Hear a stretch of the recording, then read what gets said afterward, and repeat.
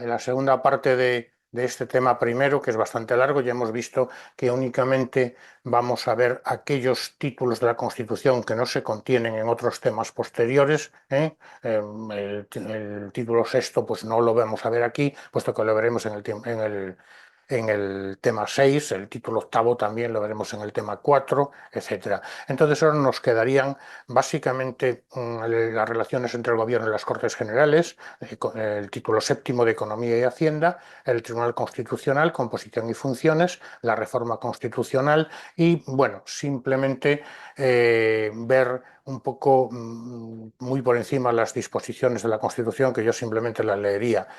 Pero claro, cuando nos piden el Tribunal Constitucional composición y funciones, no se están refiriendo solo a lo que establece el título noveno de la Constitución, sino también un poco la ley orgánica del Tribunal Constitucional. Y esto quizás es el punto más fuerte del tema, el punto más difícil del tema, ¿no?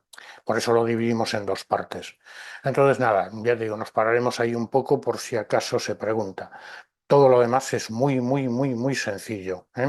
El título quinto, Relaciones entre el Gobierno y las Cortes Generales, artículos 108, 116, pues es bastante, bastante sencillo, ¿no?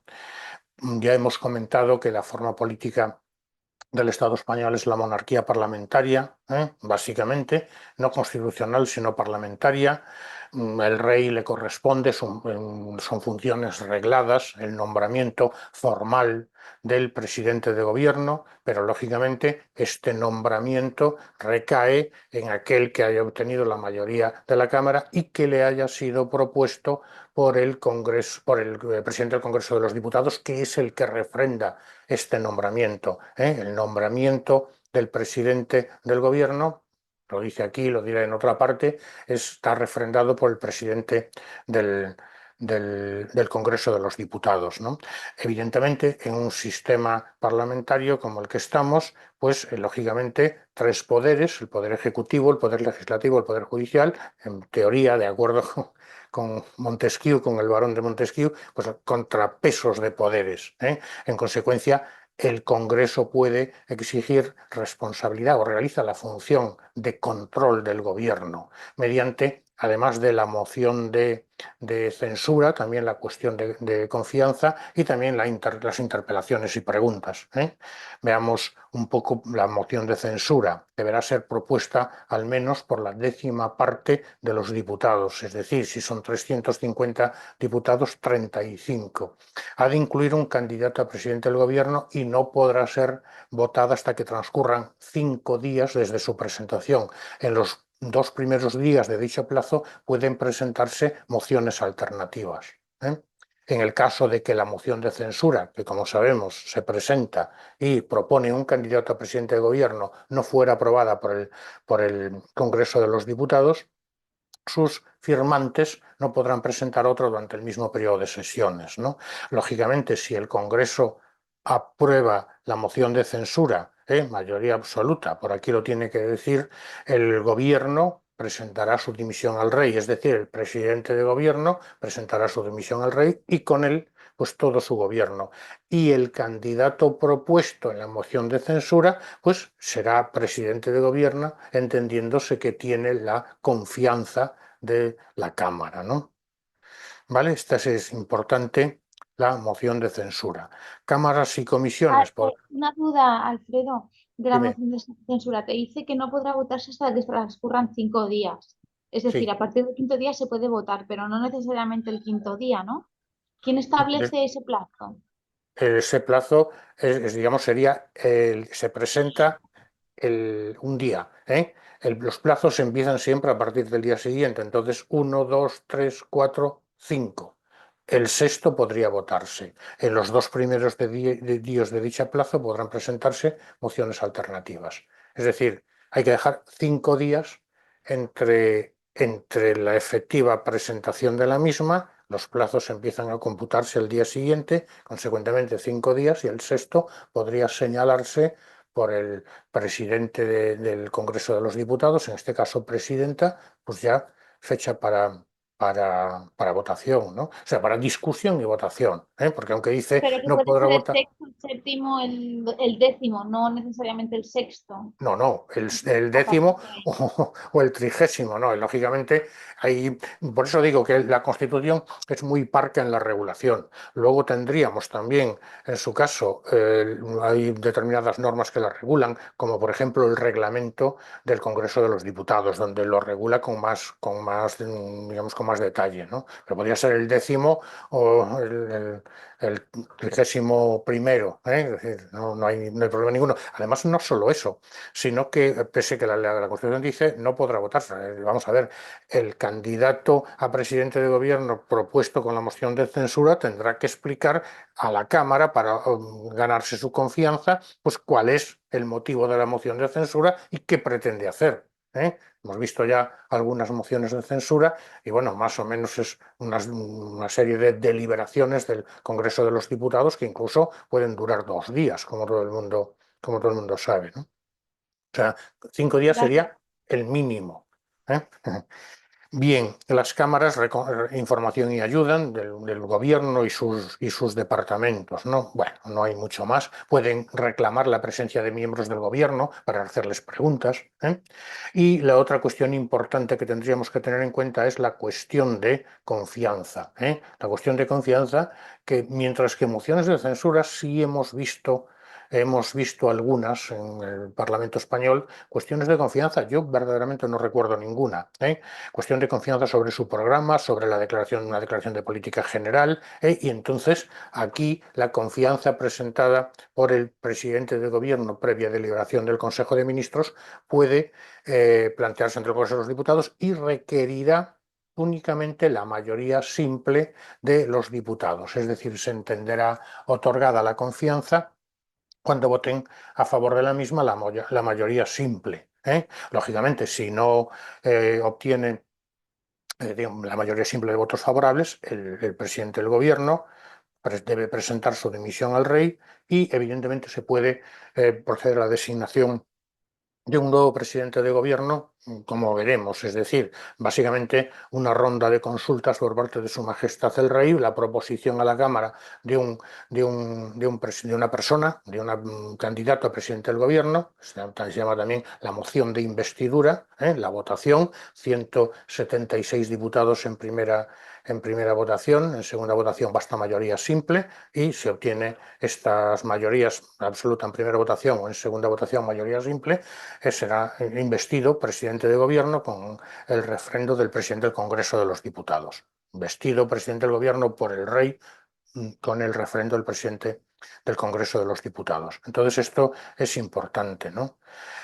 Bueno, la otra posibilidad es, digamos, la disolución del Congreso de los Diputados o de las Cortes Generales, que será declarada por el rey, en este caso, previa deliberación del Consejo de Ministros, proposición por el presidente de gobierno y, lógicamente, refrendada por el presidente del gobierno. Este decreto de disolución de las Cortes Generales fijará la fecha de las nuevas elecciones, ¿eh? No hay mucho más. Esto no podrá hacerse, la disolución no podrá presentarse cuando esté en trámite una moción de censura y no es posible hacerlo durante el primer año, ¿eh? No se procederá a una nueva disolución hasta que transcurra un año desde la anterior, salvo que transcurra el plazo de 2 meses desde la primera votación, ningún candidato hubiera obtenido la confianza del Congreso, en cuyo caso vamos a nuevas elecciones. El rey disuelve las Cortes y convoca nuevas elecciones con el refrendo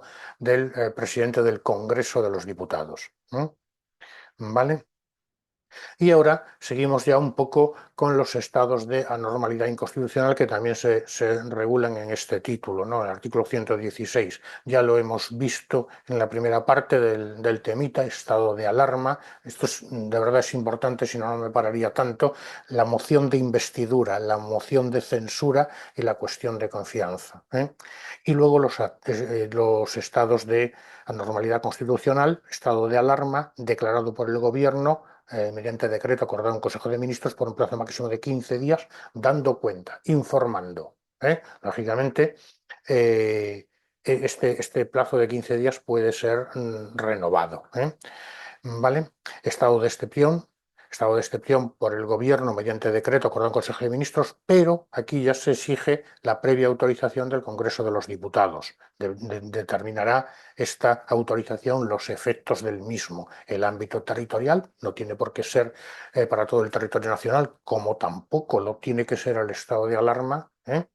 Y evidentemente, en el caso de la duración del estado de excepción, no podrá exceder de 30 días, pero aquí ya nos acota la propia Constitución, prorrogables por otro plazo igual, con los mismos requisitos. ¿No? Y ya el estado de sitio, que será declarado por mayoría absoluta del Congreso de los Diputados a propuesta exclusiva del Gobierno.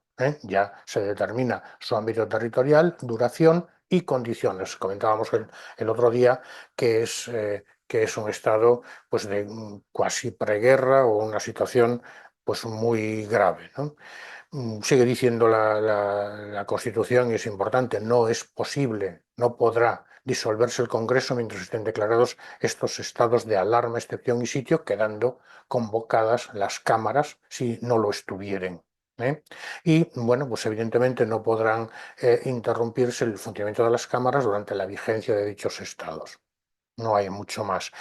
¿Quién sería el encargado de acordar cualquiera de estos o de autorizar o de ser informado igual de cualquiera de estos estados de anormalidad constitucional en el caso de que, digamos, hubiera expirado el mandato del Congreso de los Diputados? Pues lógicamente la Diputación Permanente. Los diputados que conforman la Diputación Permanente, digamos que cesarán con la toma de posesión del nuevo Congreso de los Diputados. ¿De acuerdo? Vale, pues esto sería un poco, fijémonos en él, tampoco es que sea nada del otro mundo, pero sí que se pregunta, ¿no? Y ahora pasamos, si queréis, al título séptimo de Economía y Hacienda. Aquí verdaderamente no es, de hecho lo tratamos con menor amplitud, no se suele preguntar mucho de este título. Sí que hay una cosilla, una ley orgánica que ahora comentaré, ¿no? Bueno, básicamente 128 al 136 de la Constitución, 128 al 131, los cuatro primeros preceptos que contienen los principios o formulaciones rectoras de la política social y económica, subordinación al interés general de la riqueza del país, reconocimiento de la iniciativa pública en la actividad económica de manera que a través de una ley se podrá reservar al sector público recursos o servicios especiales. Se deja a la ley el regular las formas de participación en la seguridad social. Los poderes públicos deben fomentar, si queréis, promover eficazmente la participación de la empresa y el fomento de las sociedades cooperativas. ¿eh? Mediante ley se podrá planificar por el Estado la actividad económica general. Y el Gobierno elaborará estos proyectos con las previsiones, digamos, suministradas con los datos y las previsiones suministradas por las comunidades autónomas y las organizaciones profesionales, empresariales y económicas. Entonces serían un poco los primeros artículos. Bueno, bienes de dominio público, en el 132, inalienables, imprescriptibles, inembargables. Y el 133, potestad tributaria. Esto se preguntó en una ocasión, siempre mediante ley. La potestad originaria para establecer los tributos corresponde al Estado, siempre mediante ley. Otra cosa es que se podrán ceder los tributos cedidos. Las comunidades autónomas y corporaciones locales podrán establecer y exigir tributos de acuerdo con la Constitución y las leyes. Cuando la Ley General Tributaria pues establezca que los ayuntamientos podrán establecer y recaudar un determinado tributo, pero siempre, digamos, a través de una norma con rango de ley. También los beneficios fiscales.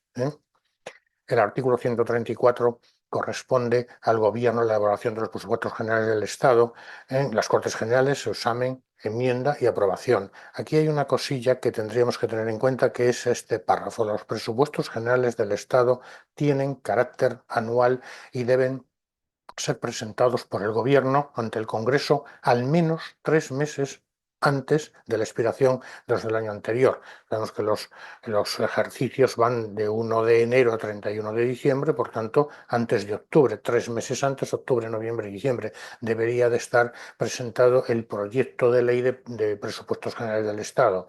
No nos vamos a meter en más. Sabemos que antes se presenta el techo de gasto, etcétera, pero nosotros nos quedaremos aquí. ¿Mm? Dice, si la ley de presupuestos no se acordara antes del primer día del ejercicio económico correspondiente, es decir, el 1 de enero del año 2025, en este caso, se considerarán automáticamente prorrogados los del año anterior hasta la aprobación de los nuevos. ¿Eh? Y la ley de presupuestos, también importante, no puede crear tributos, podrá modificarlos cuando una ley sustantiva, que sería la Ley General Tributaria en su caso, así lo establezca. ¿Eh? Sería en relación con los impuestos.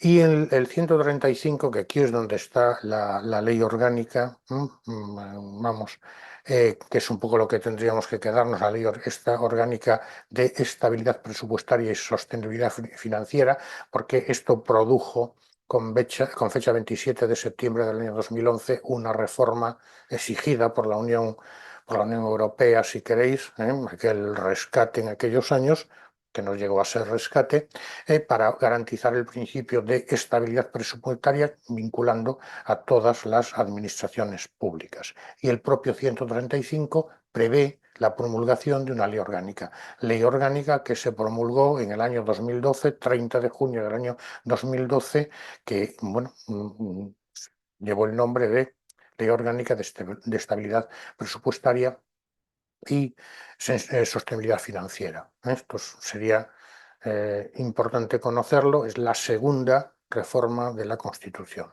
La tercera, como sabemos, es la del artículo 49 y la primera, la del artículo 13.2. Muy bien, y ya el Tribunal de Cuentas, que también se regula a través de ley orgánica, que lo tenemos en el 136. El 136, Tribunal de Cuentas, como órgano fiscalizador de las cuentas y de la gestión económica del Estado, ¿no? Bueno, no tenemos mucho más. Ley orgánica, esto sí, del Tribunal de Cuentas, y los miembros del Tribunal de Cuentas tienen la misma, en aras a la independencia, inamovilidad, pues que la carrera judicial, que los jueces, independencia e inamovilidad. ¿Vale? La inamovilidad supone que no pueden ser separados, suspendidos o trasladados, sino con uno de los supuestos que establece la ley. Esto es lo que significa el término inamovilidad, son inamovibles. No pueden ser suspendidos, trasladados, separados, sino de acuerdo con alguna de las causas que prevé la ley. Bien, al término Alfredo, yo tengo una independiente, duda de este apartado, perdona. dime, Eh, un poquito más arriba, cuando habla de planificar la actividad económica, dice que se constituirá un consejo sí, por ley. ¿Qué consejo es ese? económico y social, ¿Existe automático? ¿Cuál? sí, el Consejo Económico y Social, sí. Es que me suena que hubo una pregunta sobre esto y yo creo que Sí, lo fallé. hace tiempo ya, ¿no? Hace tiempo se preguntó algo de esto. Es el Sí, Consejo yo creo que Económico y lo Social, fallé por comisión o algo así, pero es consejo. que está conformado por las organizaciones empresariales y sindicales más representativas y determinadas, también determinados estamentos del Estado, por decirlo de una forma, Consejo Económico y Social. ¿Pero ese consejo va variando conforme cambia el gobierno o es un Claro. No, no. consejo?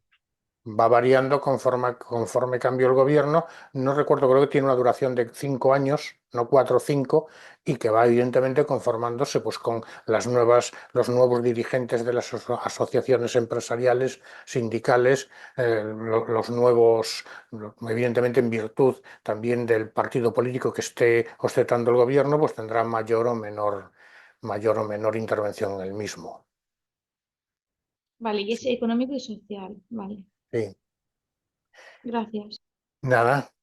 Y ahora tendríamos, si queréis, nos saltamos el título octavo. El título octavo lo estudiamos en el tema 4, que eso ya casi sí que es historia constitucional, porque ya estudiamos evidentemente la creación de las comunidades autónomas, la organización territorial del Estado, y pasamos al título noveno, que es el referido al Tribunal Constitucional. Perdón, artículos 159 o 165, es muy, muy, muy sencillo, ¿no? El Tribunal Constitucional, intérprete supremo de la Constitución, único en su orden, una cosa que siempre digo y que por favor que nadie se confunda, el Tribunal Constitucional no forma parte del Poder Judicial, ¿eh? Esto es claro, es un órgano, digamos, constitucionalmente establecido y ajeno al Poder Judicial. De hecho, es verdad que sus miembros se denominan magistrados, pero magistrados del Tribunal Constitucional y son nombrados, como ahora vamos a ver, no forman parte o no tienen por qué formar parte de la carrera judicial, ¿eh? Y aquí, bueno, esto es una simple lectura, ¿no? Esto se pone un poco para, pero bueno, simplemente conocer, digamos, intérprete supremo de la Constitución, ¿eh? Evidentemente esta es su función primordial y en cuanto a su naturaleza, que es un poco a donde quería llegar, tiene naturaleza jurisdiccional. Recordemos, si no, por ejemplo, sobre todo, esta naturaleza se ve en los recursos de amparo, ¿no? En otros recursos también, pero especialmente en los recursos de amparo. Naturaleza constitucional y política. También decide conflictos políticos. Por ejemplo, para que todo el mundo pueda entenderlo, recientemente el Congreso aprobó o rechazó la aprobación de una ley que había aprobado el Congreso de los Diputados y ese rechazo lo entendió como un veto, consecuentemente lo mandó al Congreso de los Diputados para que éste procediera como si se hubiera producido un veto a esa ley, ¿no? Creo que todo el mundo la recordamos porque fue la semana pasada. Y en consecuencia la presidenta del Congreso de los Diputados entendió que no, que ese veto no existía y por tanto publicó la ley, ¿eh? Esto podría dar lugar, de hecho así se dijo, en un conflicto entre órganos del Estado, que serían el Senado y el Congreso, ¿eh? Y esto sería dirimido por el Tribunal Constitucional, en su vertiente, en su naturaleza política, decidiendo un conflicto político, que este puede ser también un poco legal, ¿no? Si aquel rechazo equivaldría a veto o no, pero bueno, ahí ya son cuestiones de índole política en virtud de lo que se estaba jugando, ¿no? También podríamos decir, ya he comentado que no se encuentra integrado en el Poder Judicial, ¿eh? Y también podríamos decir que es un órgano creador del derecho, pero en sentido negativo, es decir, expulsando del ordenamiento jurídico aquellos preceptos, aquellos artículos, aquellas cuestiones que entiende no acordes al derecho constitucional o lo establecido en la Constitución. También las sentencias interpretativas, si queremos, ¿no? Cuando el Tribunal Constitucional dice este artículo de tal ley es constitucional, pero si se interpreta de esta determinada forma, si no, no. Es decir, es un órgano creador del derecho que complementa el ordenamiento jurídico. Es decir, las sentencias del Constitucional, como todo el mundo sabe, pues lógicamente han de tenerse en cuenta y modifican el ordenamiento jurídico, ¿eh? Lo que acabamos de ver, sobre todo en derecho procesal, que es un poco lo que a nosotros nos interesa, cuando modificó la ley de enjuiciamiento civil en el sentido de exigir que no es posible que los decretos de la Administración de Justicia no puedan ser recurridos ante el juez. Por poner un ejemplo muy simple, ¿no? Hay ahora, no, pero es del Tribunal Supremo, un auto que quiero comentar también en relación con contencioso administrativo, con el recurso de casación contencioso administrativo, que es interesantísimo en orden a el recurso que cabe contra las sentencias dictadas en única instancia por los juzgados de lo contencioso administrativo, ¿eh? Porque la ley establece que cabe casación siempre que se den dos requisitos, que sería grave lesión al interés general y susceptibles de extensión de efectos, y entonces cabría casación. Bien, pues acaba de salir un auto, acaba ya hace unos meses de salir un auto del Tribunal Supremo en sentido contrario. Perdonad que me haya liado con esto, pero es interesantísimo y quiero comentarlo en un vídeo y cuando lleguemos al contencioso lo comentaremos también. Es decir, es evidente que el Tribunal Constitucional crea derecho tanto cuando expulsa del ordenamiento jurídico un determinado precepto como cuando interpreta un determinado precepto y dice esto es constitucional, pero si ustedes lo interpretan así, ¿no? Vale, esta sería un poco la idea general. La composición, bueno, pues lógicamente todo el mundo sabe, 12 magistrados del Tribunal Constitucional. Es una cosa curiosa porque es el único tribunal que tiene una composición par, ¿eh? De modo general, los tribunales tienen siempre una composición impar y además se busca, ¿eh? Estoy pensando en la sala de la discordia, por ejemplo, que siempre se busca que la composición sea impar. 4 a propuesta del Congreso, 4 a propuesta del Senado, por mayoría de tres quintos en ambos casos, 2 a propuesta del Gobierno y 2 a propuesta del Consejo General del Poder Judicial, también por mayoría de 3 quintos, ¿no? Magistrados, fiscales, profesores de universidad, todos ellos ciudadanos españoles, juristas de reconocida competencia y con más de 15 años de ejercicio profesional. Muy bien, el nombramiento se hace por 9 años, renovándose por terceras partes cada 3, ¿eh? Cada 3 años, por tanto, se renueva la tercera parte del Tribunal Constitucional. A partir de este momento se produce la elección del nuevo presidente, que lo es por 3 años, ¿no? Si el mandato de 3 años para el que fueron designados tanto el presidente como el vicepresidente no coincide con la renovación del Tribunal Constitucional, tal mandato quedará prorrogado hasta que dicha renovación se produzca y tomen posesión los nuevos magistrados, ¿eh? Vale, no es posible, ningún magistrado podrá ser propuesto al rey para otro periodo inmediato. Es decir, no se puede estar 9 años y ser nombrado para otros 9. Dice, salvo que hubiera ocupado el cargo por un periodo no superior a 3 años. Es decir, si por cualquier circunstancia se nombra un magistrado del Tribunal Constitucional y este ha estado menos de 3 años o hasta 3 años, sí que podría ser nombrado de nuevo y en consecuencia estar 9 años del nuevo mandato más lo que haya estado del mandato inferior a 3 años, ¿no? No hay mucho más que decir, ¿eh? Serán elegidos por los candidatos presentados por las asambleas legislativas del Senado, de las comunidades autónomas y evidentemente deberán, digamos, comparecer ante las comisiones, tanto los nombrados o propuestos, mejor dicho, porque nombrados los nombra el rey, propuestos por el Congreso y por el Senado, deberán comparecer en las comisiones, bueno, pues para, digamos, una especie de examen que se hace, si se puede llamar así, ¿eh? Vale, independencia y movilidad, ya lo hemos dicho, y evidentemente están aforados a la sala penal del Tribunal Supremo, ¿no? Voto de calidad del presidente, lo que rompe la posición de igualdad, es decir, como consecuencia de la paridad del número de miembros del Pleno, pues el presidente tiene voto de calidad, ¿eh? ¿Vale? Bueno, dentro del Tribunal Constitucional, como todo el mundo sabe, pues tenemos también funcionarios de la Administración de Justicia, básicamente, ¿no? Además de otras, secretario general del Tribunal, letrados del propio Tribunal Constitucional, letrados de la Administración de Justicia y funcionarios de los cuerpos de gestión, tramitación y auxilio judicial, ¿eh? Básicamente, una pregunta que se puede preguntar, ¿cómo quedaría un funcionario público nombrado magistrado del Tribunal Constitucional? Pues en servicios especiales, ¿eh? Pero fijémonos que los miembros de la carrera judicial, fiscal y en general cualquier funcionario público, cuando sean nombrados magistrados y letrados del Tribunal Constitucional, pasarán a situación de servicios especiales. Si la pregunta es ¿cómo quedaría un funcionario del cuerpo de gestión procesal nombrado para el Tribunal Constitucional?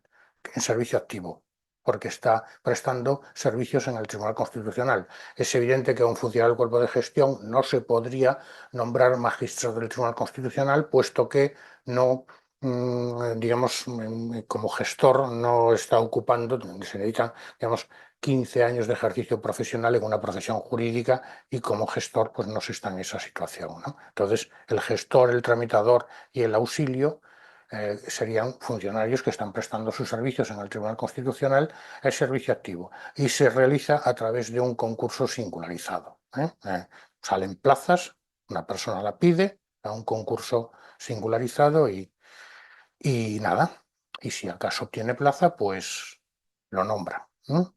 Muy bien, aquí tenemos el esquemita. En cuanto a la Perdona, organización Alfredo, ¿estaría en servicio activo de qué? De del cuerpo de gestor. gestión, del cuerpo de gestión, de tramitación o de auxilio, ¿sí? O sea, que solamente cambiaría el puesto de trabajo. Solamente, perdona. Que solamente cambiaría el lugar del trabajo, ¿no? Claro, es decir, en lugar de estar Vale. destinado en cualquier juego de En, Madrid o en el está Tribunal Supremo vale, o en el jurado de Cuenca o en el vale. juzgado de Cuenca, ¿eh? Porque Mm, vamos a ver, cuando sale el concurso, un señor o una señora que esté en el juego de Cuenca o de Badajoz, oiga, mm, yo quiero irme al Constitucional, he hecho mis méritos, me nombran, ahí tiene un sueldo un poco superior, se va a trabajar al Constitucional, lógicamente, o al Tribunal Supremo o a la Audiencia sí, sí. Nacional. Es una ¿Eh? pregunta trampa, ¿no? Sí, es una pregunta, sí, estaría en servicio activo y es como el que está Sí. en el juzgado de primera instancia número 3 de Mm, Talavera de la Reina. mm, Lo mismo, eso. ¿vale? Gracias. Eh, Alfredo, los letrados de la Administración de Justicia que prestan servicios en el Tribunal Constitucional, igual que los gestores, que los auxilio y que los tal, o sea, En igual. servicio activo. En servicio Vale. activo. ¿Eh? ¿El letrado de la Administración de Justicia podría ser nombrado magistrado del Tribunal Constitucional? Sí. Entonces serían servicios especiales, pero si presta su función como letrado en el Tribunal Constitucional, servicio activo. ¿Vale? Vale, Está vale. realizando su función como servicio activo. Y en cuanto a la organización, pues se organiza básicamente en pleno. Lógicamente, el pleno pues son los 12 magistrados del Tribunal Constitucional, presididos por su presidente. Lógicamente, ya hemos dicho, el presidente voto de calidad en caso de empate, y en dos salas. Creo que tenemos un esquemita por aquí, ¿no? Por aquí abajo hay un esquemita. Bueno, si no, pues creo que sí, pero vamos, si no, da igual.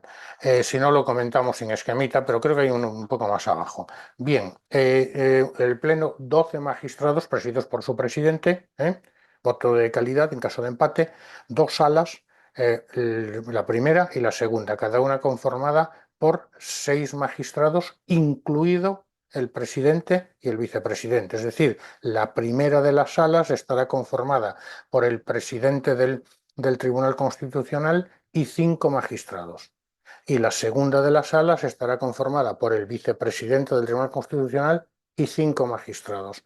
A su vez, estas dos salas se dividen en 4 secciones. La primera conformada por el presidente más 2 magistrados. La segunda, pues, por 3 magistrados, actuando como presidente, pues el que lo sea más antiguo. La tercera, el vicepresidente y 2 magistrados. Y la cuarta, pues 3 magistrados. Esa sería la organización, ¿vale? Pleno, 2 salas de 6 personas, presididas por el presidente y el vicepresidente, y luego, pues 4 4 secciones de 3 personas. No hay mucho más. Presidente nombrado por el rey, lógicamente, es decir, por un periodo de 3 años, ya lo hemos dicho, en la votación que será secreta se necesita mayoría absoluta o simple en segunda votación. Aquí sigue diciendo, pues si en caso de empate se efectuará una última votación, y si el empate se repitiese, será propuesto el de mayor antigüedad en el cargo, y en el caso de igualdad el de mayor edad. No tiene mucho más. Lógicamente, se eleva el nombre de la persona escogida para su nombramiento por su majestad. Solo podrá ser reelegido una vez. También puede ser objeto de examen. Y presidirá, como acabamos de decir, la sala primera. El vicepresidente, pues lo mismo, por el mismo procedimiento señalado por el presidente y por idéntico periodo de 3 años. Lógicamente, le sustituye al presidente y preside la sala segunda, como acabamos de decir. Y el pleno está integrado, como hemos dicho, por todos los magistrados, los 12. Bueno, aquí evidentemente tenemos las funciones del pleno. Las funciones del pleno, pues lógicamente, pues son varias y muy variadas. Tenemos funciones jurisdiccionales y funciones que no son jurisdiccionales. Constitucionalidad o inconstitucionalidad de los tratados internacionales, también de las leyes, cuestiones de constitucionalidad, conflictos constitucionales de competencia entre el Estado y comunidades autónomas. Aquí se ha introducido otro recurso, que serían recursos previos de inconstitucionalidad contra proyectos de estatutos de autonomía y propuestas de reforma de estatutos de autonomía, impugnaciones del artículo 161, cuando se impugna por el gobierno disposiciones y resoluciones de las comunidades autónomas, conflictos en defensa de la autonomía local, conflictos en defensa de los órganos constitucionales del Estado, anulaciones en defensa de la jurisdicción del propio Tribunal Constitucional. Es decir, tampoco las vamos a leer todas porque son muchas y muy variadas. Sí que tendríamos que tener en cuenta un poco los recursos que vamos a estudiar en el último epígrafe. Las salas, ya lo he comentado, ¿no? Consta de 2 salas, 6 magistrados, presidente, vicepresidente, y, digamos, las salas conocen de los asuntos que no sean competencia del Pleno, es decir, de los recursos de amparo. Ahora bien, ahora veremos que también pueden ser conocidos por las secciones, ¿no? La distribución de asuntos entre las salas se hace mediante un turno establecido, como en todos los tribunales. Y las salas se reservan a conocer de aquellos asuntos en los que entiendan las secciones, cuando por sus importancia consideren que deben ser conocidos por la sala. No tiene mucho más. Y las sesiones, bueno, básicamente son las que se encargan del despacho ordinario, sobre la admisibilidad o inadmisibilidad de los recursos, ¿vale? Sin problema alguno, tiene mucho más, ¿no? Dice, esto quizás puede ser preguntado. Pueden corresponder también a las secciones el conocimiento y resolución de aquellos recursos de amparo que la sala les difiera, en los términos previstos en la ley. Es decir, aquellos recursos de amparo donde la cuestión está absolutamente ya dilucidada y simplemente hay que aplicar, digamos, la doctrina constitucional, ¿no? Para los acuerdos en las secciones se requiere la presencia de 2 miembros, excepto que haya discrepancia, en cuyo caso se necesitan los 3. Mayoría, fijémonos, en cuanto al desempeño de la función jurisdiccional, las decisiones se adoptarán por mayoría. También importante, voto de calidad del presidente, ya lo hemos dicho, y otras personas, otro personal del Tribunal Constitucional, también lo hemos dicho. No tiene mucho más. Letrados del Tribunal Constitucional, letrados de la Administración de Justicia y el resto de personal. ¿Vale? Esto sería un poco la idea del Tribunal Constitucional. Aquí tenemos el esquemita al que yo me refería. Bueno, no tiene mucho más. Creo que ya lo Alfredo, hemos. Dime. si te preguntan, ¿es un órgano jurisdiccional? ¿Qué hay que decir, sí o El no? Tribunal Constitucional sí, tiene naturaleza jurisdiccional y política. E O sea que incluso sí es en un órgano algunos, jurisdiccional. sí, recursos de amparo. Vale. Así de claro. Si yo lo que he dicho no pertenece al Poder Al Judicial. Poder Judicial. Sí, sí, Esto es pero lo que he sí que dicho, es un. pero juzga, Claro. sí, Mm, emite sentencias, sí. ¿eh? Vale. Digamos, digo recursos de amparo porque es la función más típica, pero también recursos de inconstitucionalidad, cuestiones de inconstitucionalidad, pero digamos, aplicando el derecho a la persona concreta, los recursos de amparo, ahí no hay duda. Digamos, ¿realizan funciones jurisdiccionales? Sí. Sí, vale. Gracias. ¿Vale?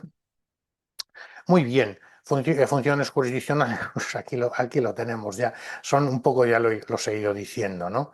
También son un montón y no las voy a leer, pero sí que nos vamos a fijar en 4 o 5 recursos que son interesantes.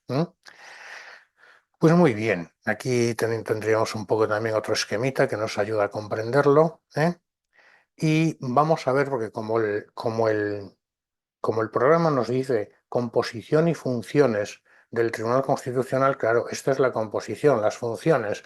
Se pregunta sobre, digamos, un poco más en profundidad de determinados recursos, no todos esos de los que conoce el Tribunal Constitucional, porque si no esto sería casi un curso de un cuatrimestre, ¿no? Pero sí más o menos tener una idea de los recursos de los que conoce, los más importantes que conoce el Tribunal Constitucional, ¿no? Entonces vamos a estudiarlos así un poco, como digo, los más importantes y un poco por encima. Yo siempre digo, cuando me acerco al estudio de un recurso, siempre, o de un proceso, si queréis, siempre, digamos, me fijo en 4 o 5 cuestiones que tengo que tener claras. Esto es importantísimo porque si no, no sé por dónde voy. Entonces, lo primero que me fijo es, ¿cuál es el objeto del proceso? ¿En qué consiste esto? ¿Cuál es el objeto del recurso en este caso? ¿Quiénes son los legitimados para interponerlo?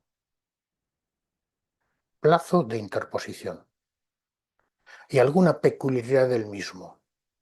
Por ejemplo, los efectos de la sentencia, plazo dictado a la sentencia. Estas serían las 3, 4 cosas que yo tengo que saber.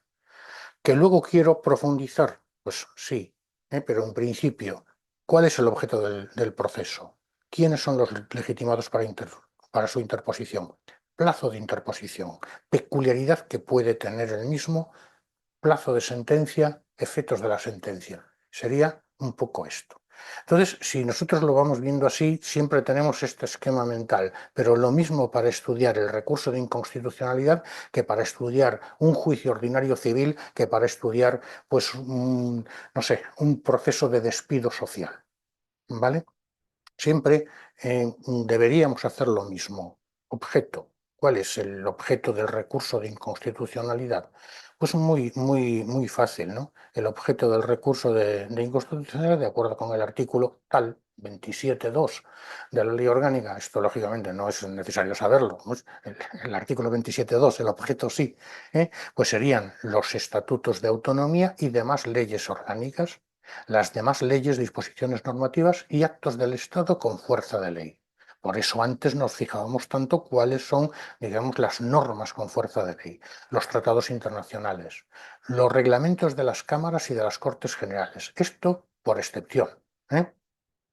Porque verdaderamente no tienen rango legal, pero sí que nos lo establece expresamente la ley. Reglamentos de las cámaras y de las Cortes Generales.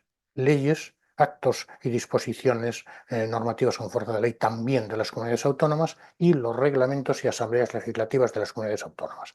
Estos 6 grupos de normas serían el objeto del recurso de inconstitucionalidad. Bien, aquí ya podemos seguir avanzando. El canon o parámetro de constitucionalidad. Bueno, pues muy bien, pues evidentemente delimitar, digamos, las competencias entre el Estado y las comunidades autónomas, ¿no? Bueno, pues sería un poco para ir profundizando. Y verdaderamente, ¿quién serían los legitimados? Pues los legitimados los tenemos también aquí, que sería el presidente de gobierno, el defensor del pueblo, 50 diputados, 50 senadores y los órganos ejecutivos y las asambleas de las comunidades autónomas previo acuerdo adoptado al efecto. Entonces, objeto, legitimación activa, legitimación pasiva, lógicamente aquí estamos, digamos, en el sentido de que es un proceso contra una ley o sobre una ley de la que se duda de su constitucionalidad. Consecuentemente, aquellos que defiendan la constitucionalidad de la misma, ¿no? El recurso debe ser interpuesto, este es el segundo de los requisitos, o el tercero, perdón, de los requisitos que yo siempre pienso: objeto, legitimación activa, plazo de interposición. En el plazo de 3 meses a partir de la publicación de la norma impugnada mediante demanda presentada ante el Tribunal Constitucional, en el que, bueno, constará la identidad de los demandantes, la ley o disposición normativa que se está impugnando, ¿no? Hay algunos supuestos que no vamos a entrar porque tampoco, repito, vamos a estudiar un poco por encima, en algunos supuestos donde el plazo se amplía 9 meses para el presidente del gobierno y los ejecutivos, los órganos colegiados ejecutivos de las comunidades autónomas, con una serie de requisitos que establece la ley y que, repito, no merece la pena adentrarnos en ellos, ¿no? Pero entonces el plazo general sería de 3 meses, como decimos, desde el momento en que se publica la norma impugnada, y en algunos supuestos, digamos, hay unos legitimados activos que serían el presidente del gobierno y los ejecutivos de las comunidades autónomas, cuyo plazo se ampliaría a 9 meses cuando se den determinados requisitos, ¿no? Y a partir de aquí ya pues sería una lectura, pues se da traslado a la misma al Congreso de los Diputados una vez que se ha admitido la demanda, etcétera, ¿no? Sentencia en 10 días. No vamos a estudiar, digamos, los fundamentos procesales o el proceso, simplemente sería una lectura, pero yo entiendo que con esto es suficiente. Sentencia en 10 días, salvo que mediante resolución motivada el propio tribunal entienda que necesita más tiempo, en cuyo caso podría tomarse más tiempo, que nunca podrá exceder de 30 días, ¿no? Entonces el tribunal tomará a efectos de resolver el recurso el bloque de la constitucionalidad, del parámetro de la constitucionalidad, y el parámetro y el bloque de la constitucionalidad serían, ¿no? Las sentencias tienen valor de cosa juzgada y eficacia erga omnes, ¿no? Se producirán efectos desde el día siguiente a su publicación en el BOE, ¿no? Cosa juzgada, efectos frente a todos. Lógicamente, pues desestimatorias, pues impedirán cualquier planteamiento ulterior, habida cuenta que tienen efecto de cosa juzgada. Y si se declara la inconstitucionalidad de una norma, de un párrafo, de un artículo, de una frase, de una determinada norma, esta evidentemente debe expulsarse del ordenamiento jurídico y todo aquello que tenga relación con la misma, ¿no? Por conexión o consecuencia. Esta sería la idea. Como veis, muy sencillo, es mejor saber 4 cosas bien sabidas que ponernos a estudiárnoslo en profundidad y no sabernos los 4 o 5 detalles que preguntan, ¿vale? Entonces, recurso de inconstitucionalidad, cuestión de inconstitucionalidad, es también muy sencillo, siguiendo un poco, ¿no? Objeto. ¿Qué es? ¿Cuál es el objeto de la cuestión de inconstitucionalidad? Muy bien, básicamente aquí lo que nos dice es la cuestión de inconstitucionalidad se propone por jueces o tribunales y su objeto es enjuiciar la conformidad o no a la Constitución de una ley o disposiciones de actos con fuerza de ley. Es decir, todo el mundo sabe que el artículo 117 de la Constitución española dice que los jueces y magistrados son independientes, inamovibles, responsables y sometidos únicamente al imperio de la ley. Luego, los jueces y tribunales vienen obligados a aplicar la ley, no las normas de rango inferior a ley. Un juez puede inaplicar un reglamento, pero no puede inaplicar una ley. Para inaplicar, entre comillas, una ley, si tiene dudas sobre su constitucionalidad, debe presentar una cuestión de inconstitucionalidad. Entonces el objeto sería la cuestión de inconstitucionalidad es aquella que presenta un juez o tribunal que a la hora de dictar sentencia duda de la constitucionalidad de la ley o norma con rango de ley que tiene que aplicar. Y en consecuencia eleva este proceso al Tribunal Constitucional.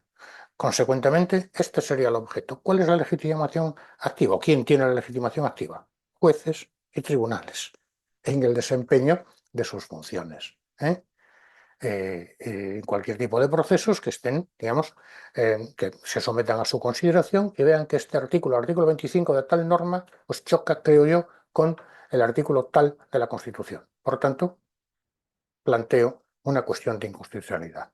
En relación con el momento procesal, esto sí conviene tenerlo en cuenta. Solo podrá plantear la cuestión de inconstitucionalidad una vez concluso el procedimiento y dentro del plazo para dictar sentencia o la resolución judicial de que se trate. Y deberá concretar la ley o norma con fuerza de ley cuya constitucionalidad se cuestiona. El precepto constitucional que se supone infringido y especificar la medida, en qué medida la decisión del proceso depende pues, de la aplicación o no de esa norma, ¿no? ¿Vale? Antes de proceder a adoptar esta decisión, debe dar traslado a las partes personadas y al Ministerio Fiscal para que en un plazo de 10 días puedan alegar lo que a su derecho convenga a la hora de plantear esta cuestión. ¿Vale? Dicho auto no será susceptible de recurso de ninguna clase y, evidentemente, la cuestión de inconstitucionalidad podrá ser intentada de nuevo en sucesivos instancias o grados en tanto no se llegue a sentencia firme. Una pregunta que surge siempre cuando se estudia la cuestión de inconstitucionalidad.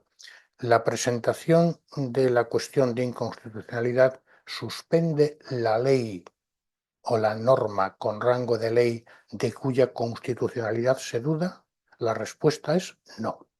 Lo que suspende es el proceso que está ya visto para sentencia y que se suspende, como digo, hasta el momento en que resuelva el Tribunal Constitucional sobre la constitucionalidad o no de ese precepto, de ese artículo, de esa ley. Entonces, esto sería importante que lo recordamos. No suspende la ley, sino que suspende el proceso en cuya virtud se acuerda, digamos, esta cuestión a la hora de dictar sentencia. No hay mucho más. Evidentemente, el Tribunal Constitucional podrá admitirla o rechazarla mediante un auto en el trámite de admisión sin otra audiencia que la del fiscal general del Estado cuando no se den los requisitos necesarios. Sería un poco la idea. El juez o tribunal que haya, digamos, suspendido el proceso a la hora de dictar sentencia, lógicamente está a lo que resuelva el Tribunal Constitucional. ¿Es inconstitucional? Se inaplica esa norma. ¿Es constitucional? Pues el juez o tribunal dicta la sentencia teniendo en cuenta la norma. No hay mucho más.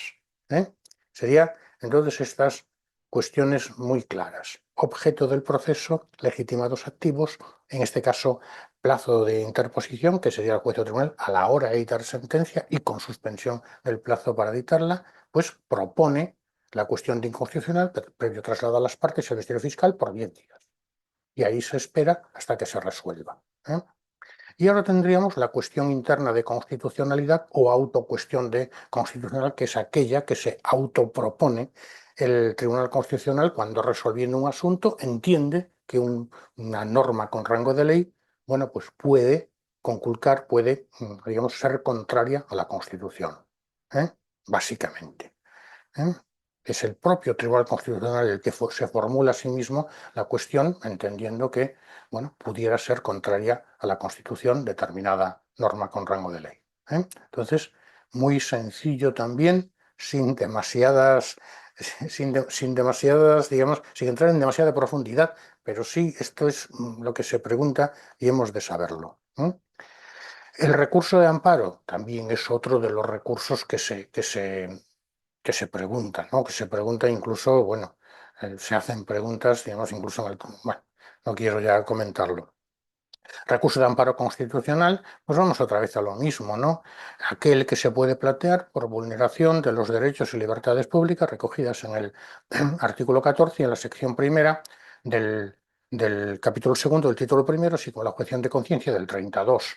Entonces ya tenemos el objeto del proceso, es decir, el recurso se puede presentar, digamos, cuando se entienda conculcado, tiene por objeto la revisión por el Tribunal Constitucional de aquellas decisiones que, se entiende, violan los derechos y libertades públicas del artículo 14, artículos 15 a 29 y objeción de conciencia del 32, ¿no? Es también muy sencillo, ¿no? Básicamente, aquí lo vemos más desarrollado, pero es esto. ¿Quiénes están legitimados? También es importante, sería la segunda de las preguntas que hemos de hacernos siempre cuando estudiamos un proceso. Pues toda persona natural o jurídica que invoque un interés legítimo, es decir, el perjudicado, así como el defensor del pueblo y el Ministerio Fiscal. Serían los legitimados. Y ya si queréis un poco de una forma mucho más doctrinal, el recurso de amparo es un remedio procesal especialmente diseñado para preservar y restablecer los derechos fundamentales previstos y amparados en la Constitución, o sea, es decir, una simple lectura, pero la comprensión ya creo que la tenemos un poco, digamos, dicho con anterioridad, ¿no? Su finalidad, la protección en sede constitucional de los derechos y libertades previstos en la Constitución, dándoles efectividad, que no se conviertan en papel mojado, por decirlo de alguna forma, ¿no? Cuestión, digamos, peculiar, si queréis, como todo el mundo recurre en amparo, luego veremos los requisitos que exige la ley y los plazos, pues bueno, aquel que haya presentado el recurso de amparo con temeridad o abuso de derecho le puede ser impuesta una sanción de 600 a 3.000 euros, ¿no? También aquellas personas que, sea funcionario público o no, que incumple los requerimientos del Tribunal Constitucional dentro de los plazos, ¿no? Bueno, entonces aquí ya tenemos un poco más desarrollado el recurso, básicamente lo que hemos dicho, pero ya poniendo los derechos y deberes fundamentales del 15 al 29 y el principio, se me olvidó de repetirlo, el principio de el principio de igualdad del 14. Principio de igualdad del 14 y derechos del 15 al 29 y objeción de conciencia del artículo 30. También, dice la norma, se ha venido ampliando este ámbito de protección, su objeto, por decirlo de alguna forma, pues que no es otra cosa más que proteger también los derechos y deberes fundamentales, digamos, a la ley orgánica reguladora de la iniciativa legislativa popular, digamos, extendiendo esta protección a la comisión promotora, ¿no?, del mismo, la ley orgánica del régimen general, electoral general con respecto a los candidatos y la ley de partidos políticos, en este caso de disolución de partidos políticos, ¿no? Disolución de partidos políticos. Esto sería entonces el objeto, los legitimados, y ahora nos vamos a los plazos, que es un poco lo también lo interesante, ¿no? Aquí los plazos son un poco más, no complicados, pero sí más largos. Entonces tenemos este cuadrito, los plazos de interposición serían los siguientes. Plazo de interposición del recurso de amparo contra actos sin valor de ley procedentes de los órganos parlamentarios del Estado o de las comunidades autónomas. Actos sin valor de ley. Por ejemplo, una resolución de carácter administrativo no tiene valor de ley dictada por la mesa del Congreso de los Diputados. 3 meses sería el plazo de interposición desde que con arreglo a las normas internas de la Cámara o Asamblea sean firmes, ¿no? Actos sin valor de ley, 3 meses.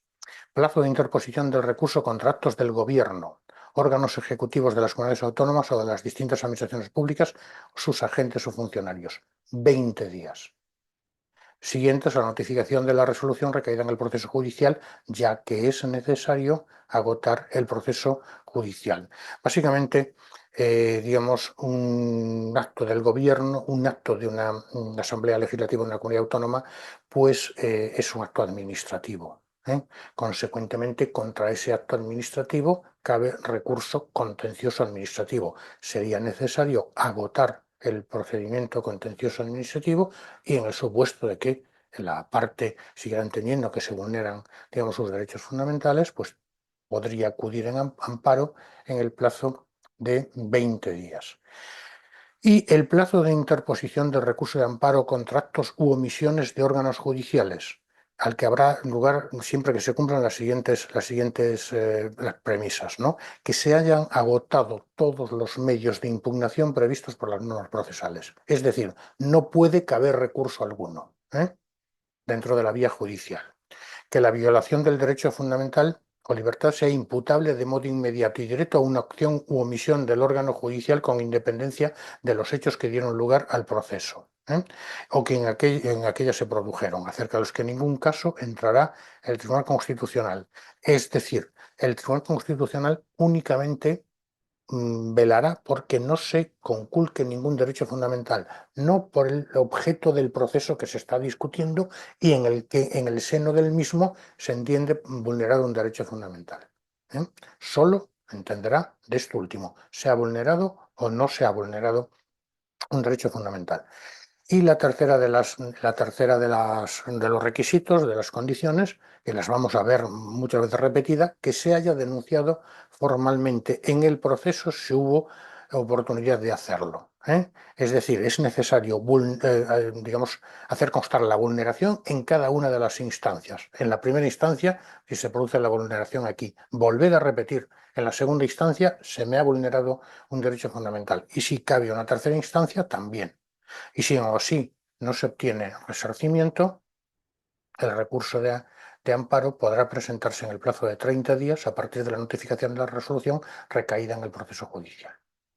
Entonces, esto tengámoslo un poco en cuenta porque puede ser susceptible de pregunta, ¿no? Plazos para la interposición, actos sin valor de ley, actos administrativos y actos judiciales. ¿Vale? Bueno, legitimación ya lo hemos dicho un poco, ¿no? La persona directamente afectada, el defensor del pueblo y el Ministerio Fiscal. ¿Vale? El resto, una simple lectura. Lo que nos interesa es esto y los efectos de la sentencia. Vale, el fallo del recurso de amparo y su alcance. Pues lógicamente se otorgará amparo a la persona que lo ha solicitado, se denegará el amparo. No hay otra posibilidad. Admitimos el recurso y en consecuencia estimamos, mejor dicho, el recurso y en consecuencia concedemos el amparo o desestimamos y en consecuencia denegamos, ¿no? Aquí básicamente la sentencia tendrá alguno de los siguientes pronunciamientos. Nulidad, por ejemplo, de aquella decisión, acto o resolución que haya, bueno, pues evidentemente impedido el ejercicio de los derechos fundamentales, ¿no? Reconocimiento del derecho y restablecimiento del recurrente en la integridad de su derecho. Serían los efectos de la sentencia, en el caso de que se otorgue, claro está. Entonces, recurso de inconstitucionalidad, cuestión de inconstitucionalidad, recurso de amparo, que son los más importantes, ¿vale? podemos seguir, podríamos seguir estudiando alguno más, pero ya con mucha menor entidad. Estos son los más importantes. Conflictos de competencia entre el Estado y las comunidades autónomas, son entre estas entre sí. Por ejemplo, si el Estado entiende que la comunidad autonómica de no sé dónde, pues de Andalucía, por poner este ejemplo, pues se ha atribuido competencias derivadas de la Constitución que no, digamos que no se le han delegado, es decir, sea conflicto de competencias entre el Estado y la Comunidad Autónoma de Andalucía, en este ejemplo. Entre el Estado, entre la Comunidad Autónoma de Andalucía y la de Extremadura. Por ejemplo, conflictos positivos cuando ambos entienden que la competencia les está legalmente atribuida, o negativos cuando ninguno la quiere, por decirlo de alguna forma, ¿no? Bien, como digo, esto ya es mucho más sencillo. Aquí tenemos unos esquemitas que nos lo pueden regular. Conflictos en defensa de la autonomía local también. Bueno, pues el planteamiento de los conflictos de competencia, pues los ayuntamientos, las diputaciones provinciales, cuando normas del Estado con rango de ley o de las comunidades autónomas que también tienen rango de ley, pues lesionan la autonomía local del 137 de la Constitución, si lo recordáis. Están legitimados, pues el municipio o provincia que sea destinatario único de la ley, un número de municipios que supongan al menos un séptimo de los existentes en el ámbito territorial de aplicación de la ley y representen un sexto de la población, y un número de provincias que, en el caso de las diputaciones provinciales, supongan al menos la mitad de los existentes y representen también la mitad de la población. Esos serían entonces los legitimados. No hay mucho más. Simplemente, como vemos, ya lo vamos estudiando de un modo mucho más sencillo. Objeto, pues evidentemente, bueno, pues como muy bien dice aquí, normas del Estado con rango de ley que lesionan la autonomía local. Legitimación activa, pues estos que acabamos de comentar. Conflictos entre los órganos constitucionales del Estado, el ejemplo que yo había puesto antes, la sentencia esta, problemas entre el Congreso y el Senado, problemas entre el Gobierno de la Nación y el Congreso de los Diputados, entre el Consejo General del Poder Judicial y el Congreso de los Diputados, por poner un ejemplo, ¿no? Ya digo, una simple lectura, ¿vale?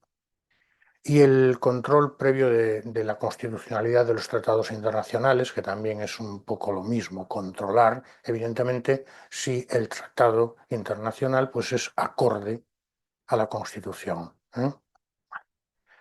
Impugnaciones del Gobierno contra disposiciones de las comunidades autónomas. Aquí tenemos una pequeña peculiaridad que tendremos que recordar.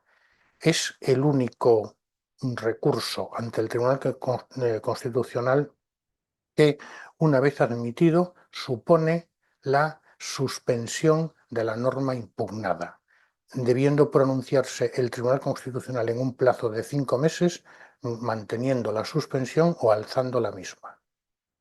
La impugnación producirá la suspensión de la disposición o resolución recurrida, pero el tribunal deberá ratificarla o levantarla en un plazo no superior a 5 meses. Como digo, este es el único recurso interpuesto por el Gobierno contra una disposición de la comunidad autónoma, de las comunidades autónomas, que suspende su admisión, claro está, suspende la aplicación de la misma.